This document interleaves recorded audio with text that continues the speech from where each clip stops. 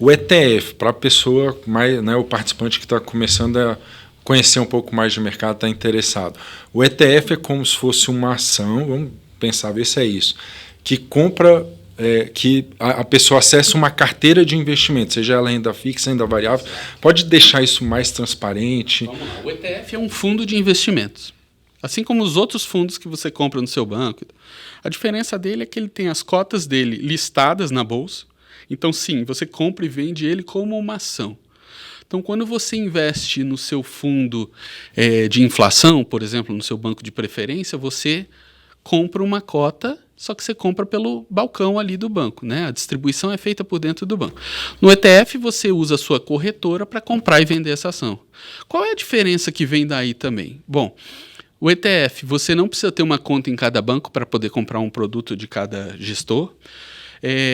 No ETF, você consegue sair ao longo do dia. Quando você faz uma aplicação, um resgate no fundo, eu não sei se é claro para todas as pessoas, né?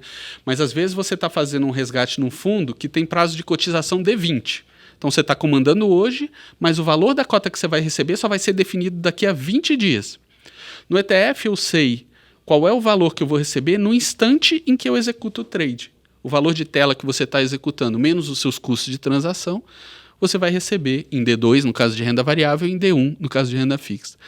Eu gosto de frisar isso porque parece uma diferença pequena, mas não é. Em mercado, 20 dias são uma bolsa, eternidade. Né? Exato. Em bolsa, muita coisa acontece em 20 dias. Em renda fixa também. Então, você poder fazer os movimentos que reflitam a sua ideia para a sua carteira de maneira imediata é uma vantagem tremenda. Além disso, o ETF tem, quando é feito por boas casas e conduzido da maneira certa, todo um ecossistema em torno dele. Então, lembra daquela figura que eu falei lá atrás dos arbitradores? Tem, inclusive, formador de mercado contratado para prover preço de maneira formal. E qual que é a beleza para a pessoa física, aqui falando direto para o participante, talvez menos para a fundação e mais para o participante? É que o preço que a pessoa física consegue adquirir o ETF é o mesmo que o investidor institucional grande. Então, quando você, por exemplo, compra um título de renda fixa, se você ligar no seu banco e quiser comprar, em geral as pessoas vão lá no Tesouro Direto, então o preço é dado para você, você tem uma diferença entre o preço de compra e de preço de venda, que a gente chama de spread, que geralmente é significativo, né? No caso de comprar qualquer ativo, você tem também essa diferença.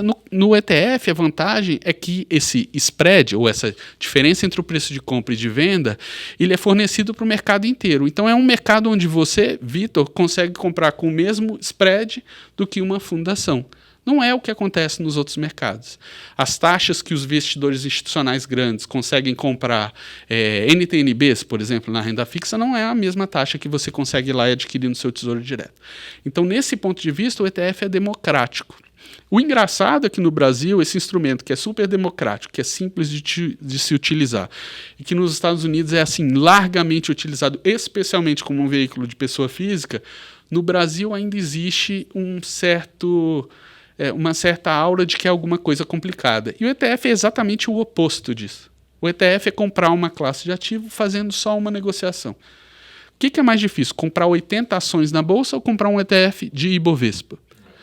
O que é mais difícil? Selecionar quais os vértices você vai comprar de NTNBs ou comprar um ETF que traga toda a carteira, por exemplo, do IMAB.